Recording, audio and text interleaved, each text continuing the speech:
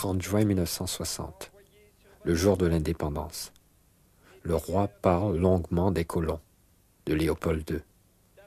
Il demande de penser à ces pionniers de l'émancipation africaine. Il demande surtout de ne rien changer, si on n'est pas sûr de faire mieux.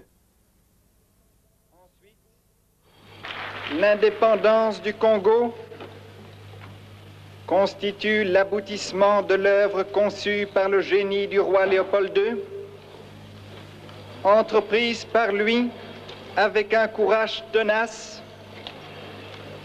et continuée avec persévérance par la Belgique. Elle marque une heure décisive dans les destinées, non seulement du Congo lui-même, mais je n'hésite pas à l'affirmer, de l'Afrique tout entière. Le roi a parlé. Il a dit ce qu'il avait à dire. Puis, le président dit ce qu'il devait dire et remercie le roi. De l'autre côté de la tribune, quelqu'un fignole un discours non prévu au protocole. Il va dire ce qu'il ne faut pas dire. Combattants de l'indépendance, aujourd'hui victorieux, je vous salue au nom du gouvernement congolais. À vous tous, mes amis, qui avez lutté sans relâche à nos côtés, je vous demande de faire de ce 30 juillet 1960 une date illustre que vous garderez ineffaçablement gravée dans vos cœurs,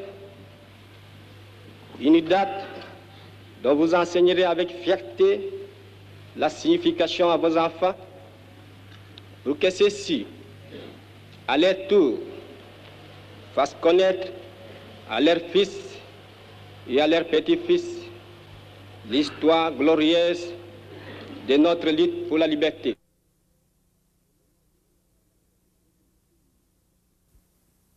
Le premier signe que quelque chose clochait, c'est au fond l'écoute que j'ai faite vers midi du discours prononcé par le Premier ministre Lumumba à Kinshasa, que j'ai écouté.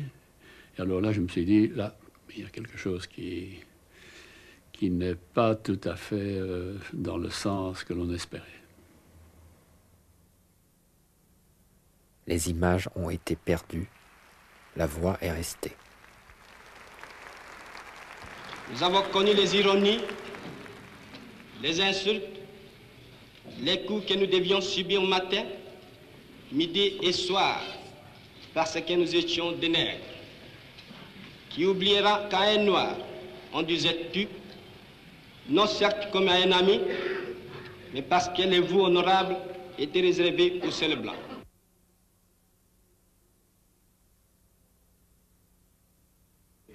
Alors, je crois que je peux même affirmer que le roi était d'assez mauvaise humeur après le discours et qu'il a voulu quitter immédiatement et rentrer en Belgique et que, bon, c'est se rendant à la raison d'État qu'il est resté et qu'il a assisté au repas qui était prévu et où Lumumba d'ailleurs a fait un discours beaucoup plus aimable à l'égard de la Belgique, mais je crois que le mal était fait. Nous y avons souffert dans notre corps, dans notre excès de l'oppression colonialiste.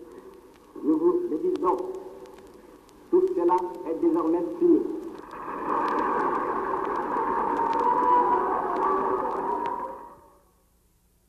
Pour moi, c'est un super excité qui n'est pas capable de faire une échelle de valeur entre ce qui est important, ce qui est moins et ce qui n'est pas du tout. Juliana Lumumba, fille de Patrice Lumumba. Le contexte de l'époque faisait que quand on était vraiment un nationaliste et qui aimait son pays et que les mots d'ordre, bon, que tous les politiciens disaient indépendance, liberté, liberté économique, indépendance économique et tout ça, c'est qu'il y croyait vraiment. Et les gens se sont rendus compte que ce n'était pas uniquement des slogans électoraux ou bien pour avoir des voix, mais que c'était un homme. À partir d'un certain moment, on ne pouvait pas composer avec lui sur l'indépendance de son pays et sur certains principes qu'il a érigés. Et je pense que c'est pour cela qu'on a vu toute cette coalition, parce qu'il n'y avait pas que la presse, il y avait aussi l'Église, qui a été aussi très pugnace et très dure vis-à-vis de Patrice Lumumba aussi. Et même pour d'autres politiciens qui avaient aussi lancé les mêmes mots d'ordre, qui avaient dit aussi les mêmes choses, mais ils n'ont pas été attaqués de la même façon. On vous lâche au volant d'un bolide roulant à 200 km à l'heure, en sachant que vous n'avez jamais conduit de votre vie.